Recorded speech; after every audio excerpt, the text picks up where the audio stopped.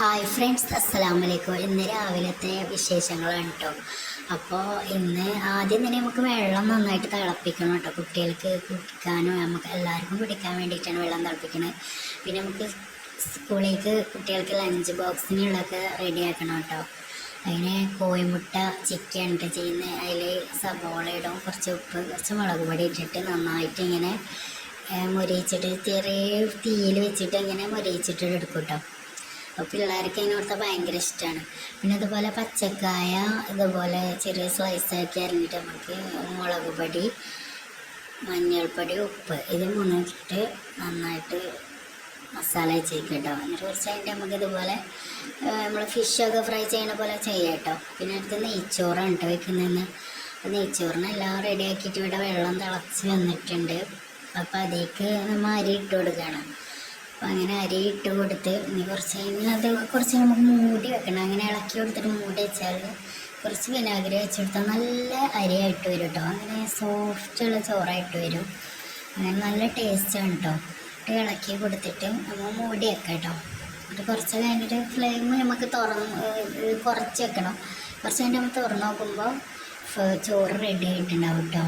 എന്നിട്ട് നമുക്ക് അതിൽ അണ്ടിപ്പരിപ്പ് തൂമിച്ചിട്ട് ഒഴിച്ചു കൊടുക്കാം. ഇങ്ങനെ ഇതുപോലെ ആക്കിയിട്ട് നെയ്ച്ചോറിൻ്റെ മേലേക്ക് കുറച്ച് ഒരു ഗോൾഡൻ കളറാകുമ്പോൾ നമുക്ക് എന്ത് ചെയ്യാം, ഒക്കെ ചോറിൻ്റെ മേലേക്ക് ഇട്ട് കൊടുക്കാം. നല്ല ടേസ്റ്റാണ് കേട്ടോ ഇതുപോലെയൊക്കെ ചെയ്താൽ.